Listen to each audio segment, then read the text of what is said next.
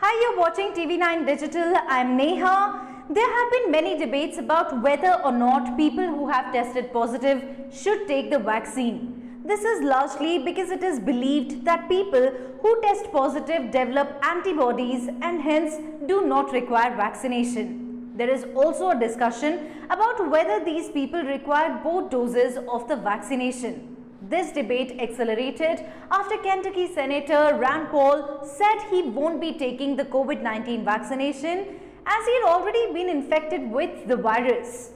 Should the one who has recovered get vaccinated? What is the truth?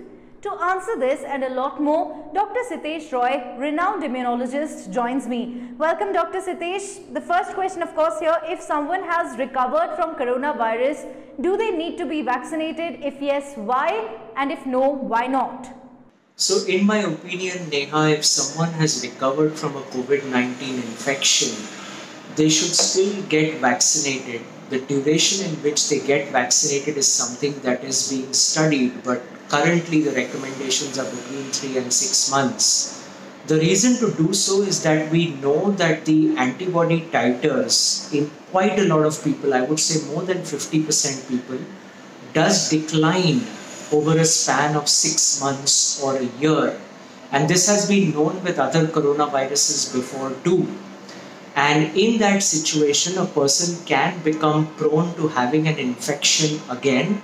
We do realize that there is memory immunity both from T cells and B cells which can protect them even after the antibodies decline. But given that this is a serious infection which can take lives, I think it makes all the sense in the world to go ahead and vaccinate at the right time even after an infection. The only reason not to vaccinate would be if there is a concern for over-immunization because of repeated exposure to the same antigens from the virus. But I think that this has not shown to be a problem so far, with millions of doses being given to people who have recovered around the world. The people who have recovered from COVID-19 believe that they have developed antibodies and they do not need vaccination as they are already immune. Would you agree? So Neha, while we would all hope that everyone who has had the COVID-19 infection is immune to it after they recover, the reality is we have all seen patients who had the infection in the first wave and have had the infection again in the second wave, and some of them who have even had infection twice in the second wave. So the reality still remains that not everyone responds to the virus as we would like. We also know that the blood tests that are commercially available through labs, which claim to be testing for neutralizing antibodies and total antibodies, are not completely representative of what actually neutralizes the virus in a petri dish in a biosafety lab level 3, which is ideally how neutralizing antibodies are tested.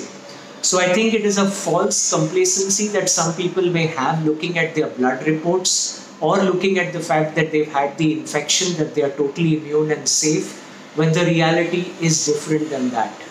Do people who have recovered from the coronavirus infection, doctor, and also developed antibodies require both the doses of the vaccine?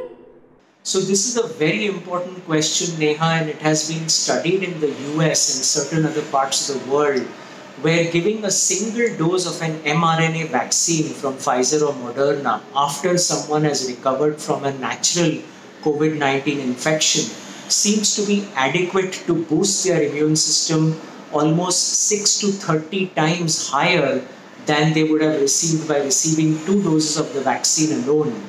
So while we have data on other vaccinations, we do not have similar data for Covishield or Covaxin at this point of time.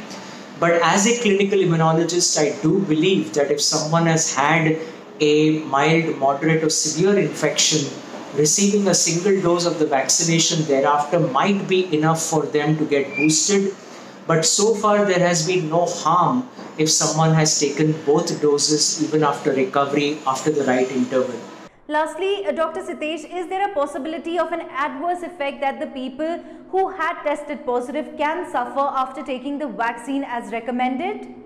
So the concern that comes up in the minds theoretically of people is that if there is already antibodies and memory cells formed due to the natural infection, and you happen to boost it further through a vaccination, could you create a state of hyperimmunization? And this hyperimmunization has led to something called arthros reaction in the case of previous immunizations that we have done, where a person may have gotten more than the recommended doses due to an error or any other reason of the vaccination. However, with shared experience from around the globe, this does not seem to be happening so far in people who have had a COVID-19 infection and then received 2 doses. But certainly if someone after the first dose of the vaccination has a significant redness, swelling, fever at this, and swelling and redness at the site of injection,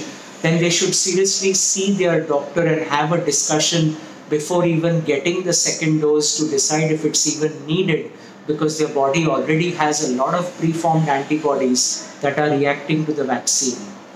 Well, there you have the doctor. Vaccination is a must, but having said that, it does not give you a 100% guarantee of safety. For that, you must always practice COVID appropriate behavior, mask up, stay safe, and go get the vaccination doses when your time is due. Thank you very much for joining me. If at all you've liked the information that I've shared, do not forget to subscribe to TV9 Digital across all social media platforms. Stay safe.